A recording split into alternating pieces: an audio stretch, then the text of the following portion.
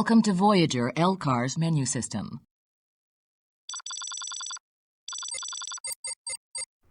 You're probably wondering why of all the retro games I could have picked, I went with this one. Why go for a Star Trek game? A Star Trek Voyager game on top of that. Voyager isn't necessarily considered the crowning achievement of the franchise, though it is my absolute favourite series.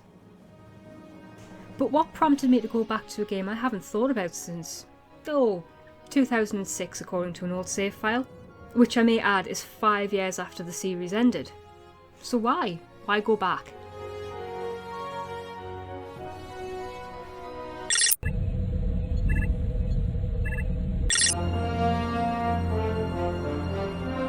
Engage. Wait. Hi.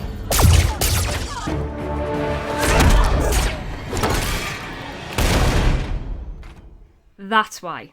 Because 20 years on, I still apparently have a crush on 7 of 9. I went down this path of disaster after disaster with equipment and controllers to play this game. And for what? Right, let's just get something out of the way straight off. The PlayStation 2 port of this game is an absolute mess. I'll hold my hands up and admit I am not a fan of first-person shooters. So full disclosure, I'm useless playing them. And that's what this game is, a first-person shooter. I knew going in I was going to have trouble playing this and it was going to look terrible to watch. Elite Force was initially released on PC in 2000, and that's the version I originally played back in the day. I wanted to play this game so much that I think we had to get a graphics card for the family PC. I loved Voyager so much I had to play this game. And it was a decent game. I mean, I bought it second hand and I remember it got stuck at one point, and I even think I had to skip a whole level just to get past that broken bit. But for a Voyager fan, this was great. You got to walk around Voyager and it felt very immersive, for the time. It all played out like an episode of Voyager, and Raven Software really did a good job at capturing that. There's a good mix of missions on alien ships as well as on Voyager, giving you a reason to interact with the main characters from Voyager. And speaking of the main characters, all of the main cast from Voyager provided voice work. What's wrong with you? What are you doing? That's enough! There was one exception to that for the initial PC release. Jerry Ryan didn't voice 7 of 9, but that was fixed retroactively in a later patch. This fix was also on the expansion pack that was available, an expansion pack that I'm pretty sure I could never get to work on my old PC. So I never got to experience the chance to walk around Voyager, or be Captain Proton on the holodeck. All these years on, I've now experienced this, and became quite blown away at some of the attention to detail I found while wandering around the ship. Were some of the extra holodeck programs that little bit empty? Just a touch. They lacked a lot of character and there was a lot of moments of silence, but the thought was there.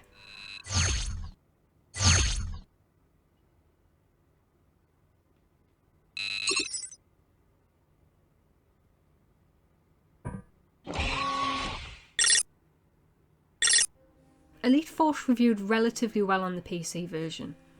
There was praise for the story, the gameplay and the level design. It was a pretty solid game, a high achievement that a lot of tie-in games to television series don't achieve very easily. Of course, a version was also released on the PlayStation 2. It was 2001 by this point. Everything was released on the PlayStation 2. While the PC version of the game was developed by Raven Software and published by Activision, the PlayStation version was published by Majestico Entertainment and developed by their in-house studio, Pipe Dream Interactive. I've completely misplaced my copy of the game for PC. I was tempted to return to my childhood bedroom and search high and low for it, but figured my mother wouldn't appreciate me making a mess and restrained myself. That meant I had to play on the PlayStation, because of course I had both versions. After a few false starts like my PlayStation to HDMI adapter needing to be replaced, one of the wires for the capture card dying on me, and 2 PlayStation controllers that appeared to be working but both behaved erratically, finally I got going. And oh boy did I wish I hadn't. Every time I died, I thought it was me. I thought I was just that bad at first-person shooters. Then I kept having an issue activating consoles. At one point, a nameless member of the crew died a horrible death because I kept hitting a command too early and raised a force field, killing him in an explosion.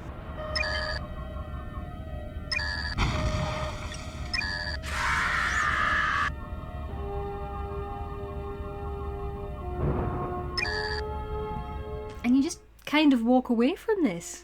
No discussion with anybody. Nobody notices the crew member who had just screamed in agony as they were vaporised. You just continue on.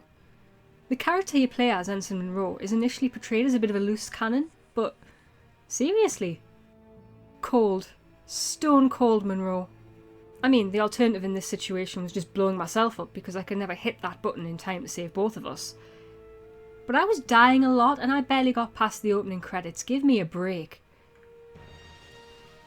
When I replayed this on the PC, I had no trouble at all. The crew member and I both survived, and actually he provided information to move me on to where I needed to go next. This appeased my guilt at him having had such a bad fate on the PlayStation version with me. I later just came to the conclusion that it wasn't entirely my lack of first-person shooter skills. The controls aren't great. Monroe handles like a potato on the PlayStation for some reason, and feels really rigid and stiff. However, the moment where I ended up accidentally shooting the crew member in the transporter room and being sent to the brig for mutiny was my fault.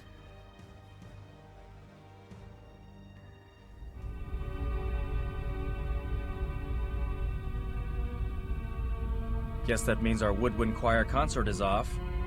Well, I'll have to get crewman Ferriola to take your place. She's not as experienced, but at least she hasn't committed treason.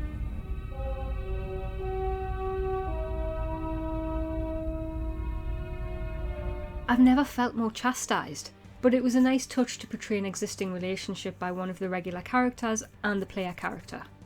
I'd later find out on the PC when I tried this again that the crew member who visits you actually changes too.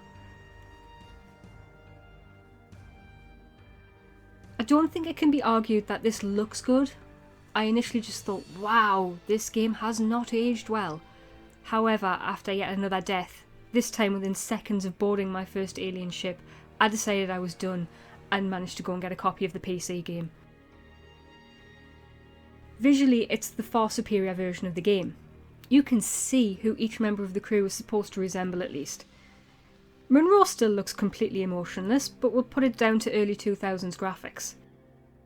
The PC version controls so much better, and that's even with me having to go through the hassle of locating an old Xbox 360 controller, then mapping it not only to the computer, but the individual commands on the game. Even after all of that, it still controls better. Like I said, I've had disaster after disaster replaying this game. Ironically, the thing that didn't get in the way was the specs of my laptop. I know my current laptop is light years ahead of the PC I was probably using back in the day, but it was nice that I could just install the game and play it this time around. In my mind, the biggest shortcoming of this game on PC, removing the fact it's now over 20 years old, is the fact it's a first-person shooter, and I just don't enjoy those at all. I mean, I kind of got around this. I used a cheat code to put the game into third person. It comes with its own challenges, like you can't see what you're aiming at, but I got used to it. But it wasn't how the game was meant to be played, so in the end, I just reverted back to playing it as a first-person shooter. Also, there are a few parts where you're crawling, jumping, or navigating narrow ledges, and while it makes the gameplay up a bit, it just didn't feel right to be doing all of that from a first-person perspective. Another criticism I have is probably the main character, Monroe. The one positive when it comes to Monroe is you can choose between being either male or female. The downside is Monroe always felt flat and emotionless, while some of the supporting NPCs in the Hazard team have so much more personality. I mean, just look at this.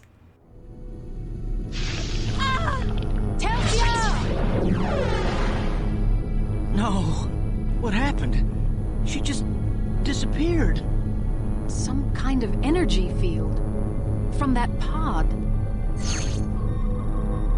There's no trace of Telsia. It's as if she was completely vaporized. There was nothing we could have done, Chell. We better get a move on, or we might be next. I'll say it again. Cold. Stone cold, Monroe.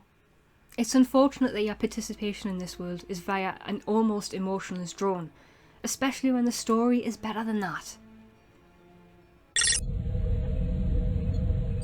I'd definitely say this was worth a revisit all these years on. Unfortunately for me, I'm not a PC gamer, and it hasn't converted me to be one. Saying that, there's no way I'm touching the PlayStation 2 version ever again. Just, no. Terrible, terrible effort there.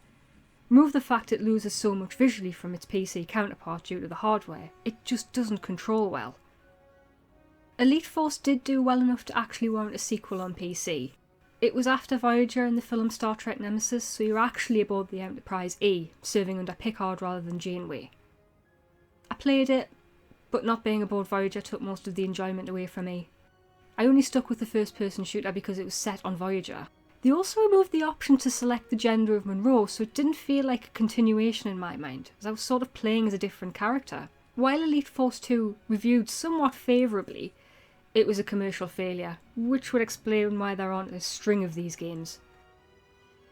Normally with games I really like, I'd instantly call for a remake or a remaster. I just think that would be a terrible idea with Elite Force. The first-person shooter market is a crowded one right now, and I don't think Elite Force would survive in that market. It did well the first time around with being able to set the scene for players who may never have watched Star Trek Voyager and keep them playing, but I don't think that would happen now. I mean, we're about 5 mainline and spin-off series on, as well as there being a whole other timeline of films. No, that just wouldn't work. Elite Force unfortunately needs to stay in the time it was from. At least the PC version still somewhat holds up now. I do think there's a gap in the video game market when it comes to Star Trek. I know Star Trek Online is still quite big and receives updates, but there's nothing like Elite Force when it comes to Star Trek being on current gen hardware.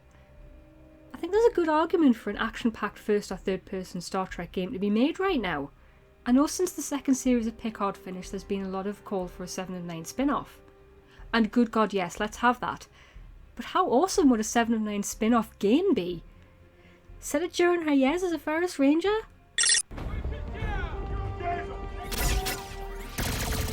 Tell me with a good story this wouldn't work. Come on, make it so.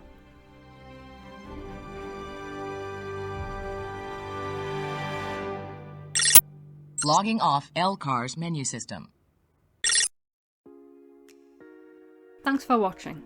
If you've enjoyed this little look back, give the video a like and drop a comment. Don't forget to subscribe to the channel for future content, and I'll see you in the next video.